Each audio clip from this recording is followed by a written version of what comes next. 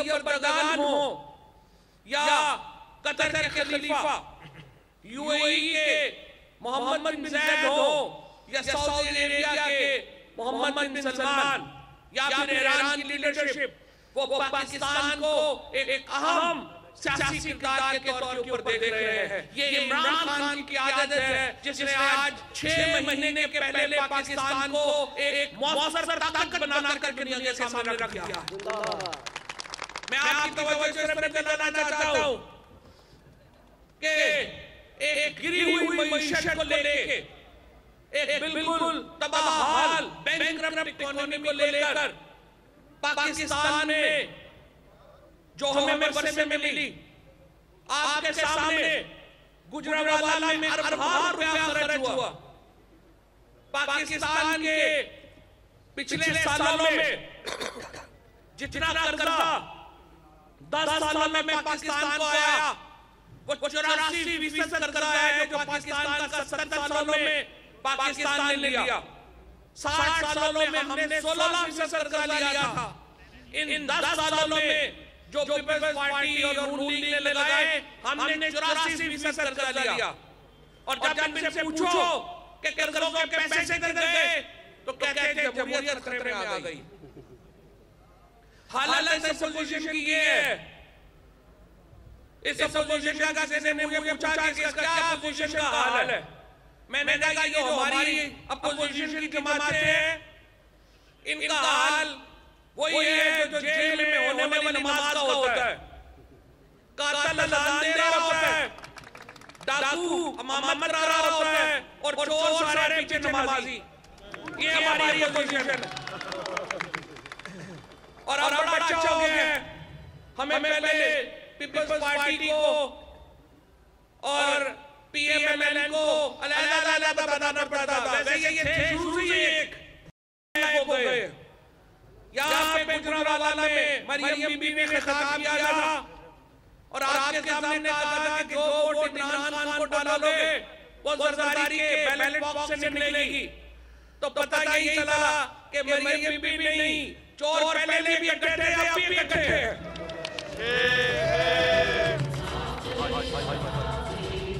इन लोगों को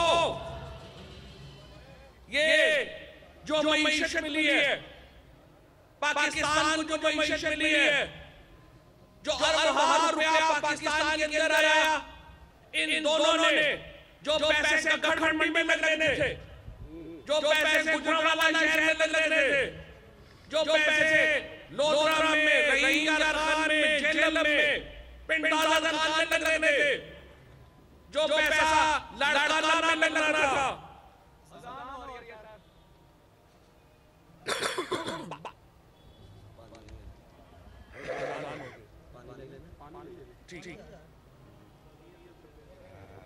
ठीक, जो पैसे यहाँ लग रहे थे, वो पैसे दुबई में, लंदन में बरामद हुए।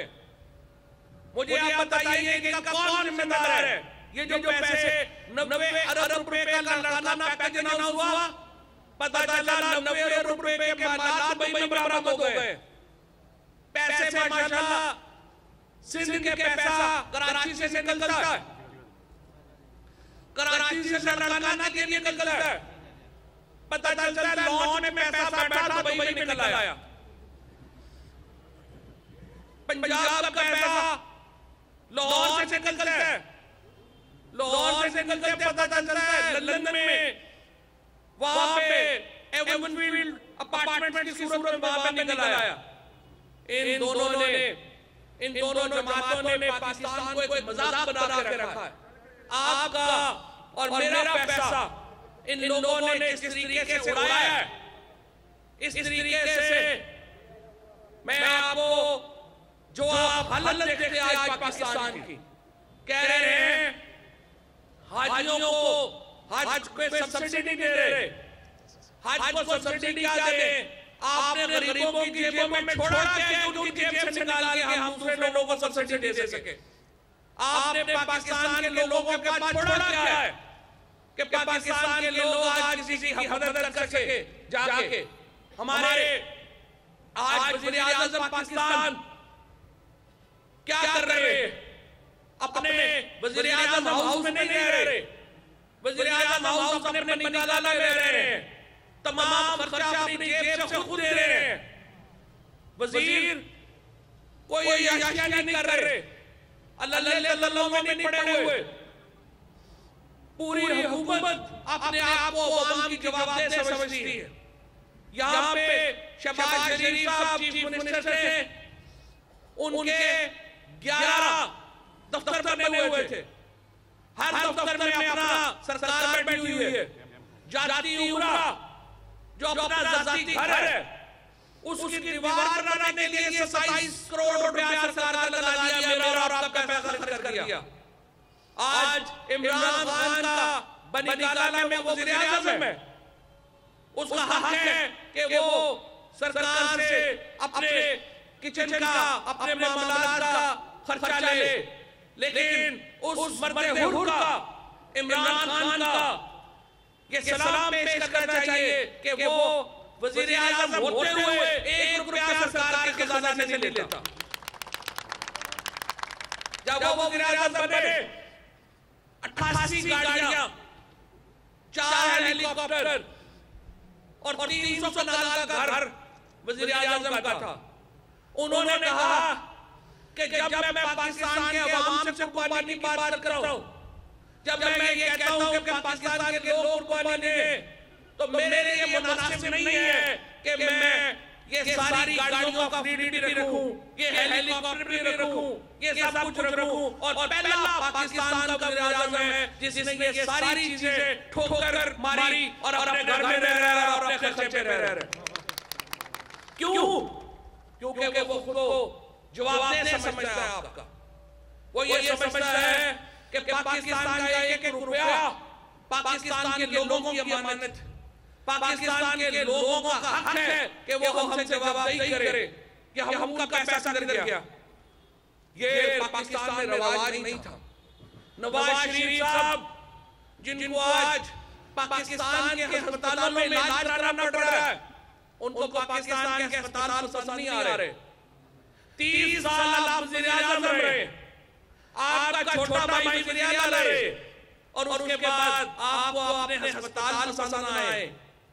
आपको पाकिस्तान के उन अस्पतालों का भी पता होना चाहिए जहां पे पाकिस्तान के आम आदमी का इलाज होता है।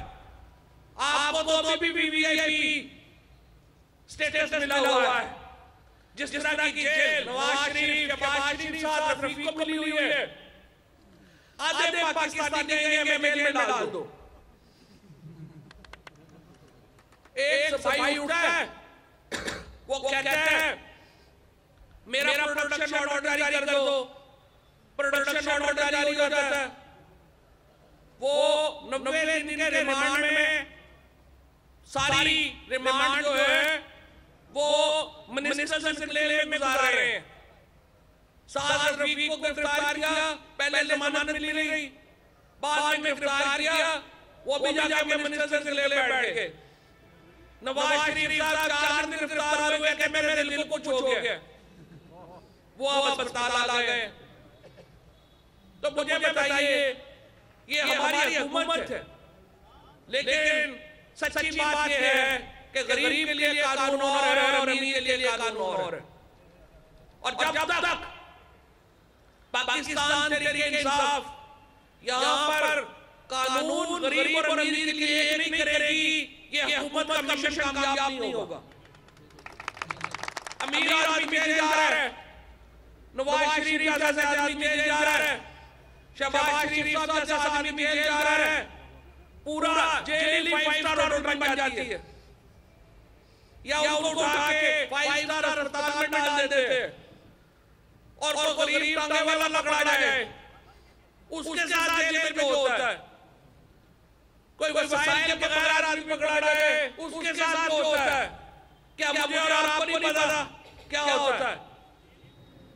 जब तक ये क्लास सिस्टम रहेगा, जब तक कानून की अमलदारी बराबर नहीं होगी, जब तक नवाज शरीफ, आसिफ जरदारी, साद रफीक और इनके दूसरे चमचे इनके साथ जेलों में वही सलूक नहीं होगा जो आम आदमी के साथ होता है। पाकिस्तान तहरीक इंसाफ की हुकूमत कामयाब नहीं हो सकती।